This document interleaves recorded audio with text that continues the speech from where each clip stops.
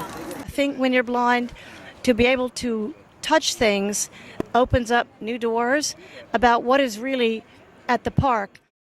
It's great to always learn that so many things that you're told you can't do, you can do, and visiting national parks is one of them. They're America's great treasure. So this is an underserved audience. We don't have a lot of programs that cater to the needs of the blind and visually impaired. We do not have programs that focus on our other senses and give an emphasis on those over our vision the way that these multisensory walks do. We didn't want to just have one program and then be done with it. So we did a few programs last year where we were really able to test out our model. And then this year we really wanted to share that with other rangers in the area. So we hosted a training on how to do something like a multisensory nature walk, because they can adapt it for their park and get that kind of information, and then they were able to really see it in action, which was really cool. We took them on a multisensory nature walk and they were able to see how it looks on the ground. It's so important to have everyone be able to enjoy the parks just as much as we do working at them. We've heard a few earlier. It's a little...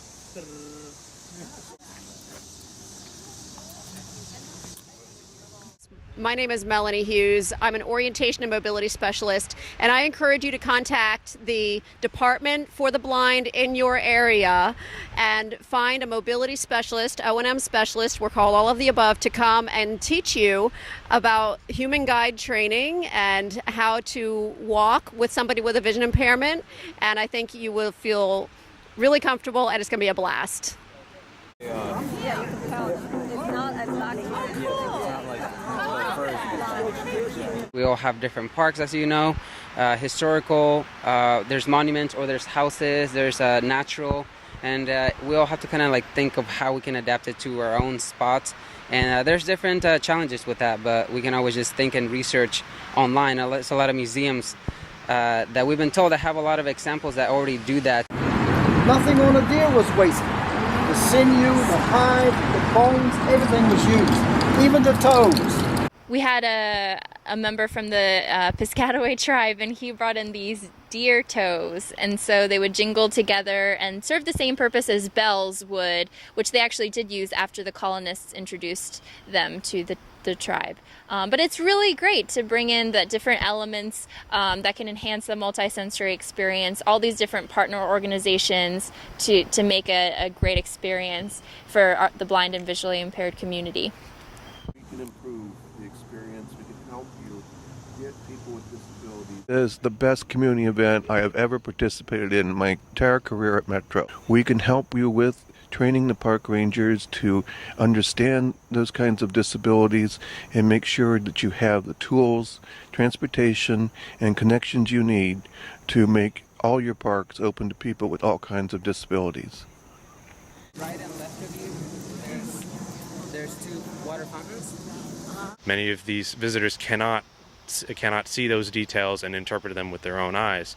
So we are providing that picture for them through our descriptions, through vivid imagery, providing color details, texture if you can, and just all those little extra adjectives that help bring the environment to life through your words.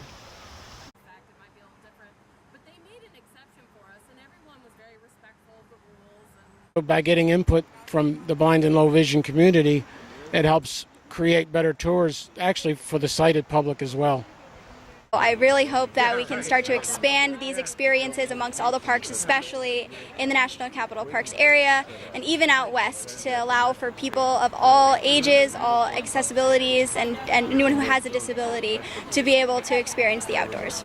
So this is a really good experience, and I felt like a sighted person. I got to feel textures, and so now I'm going to bring my sighted friend back here, and I'm definitely going to be able to show him around, and he's going to have a great time because I'm going to know all the different things now. Thanks, Park Service.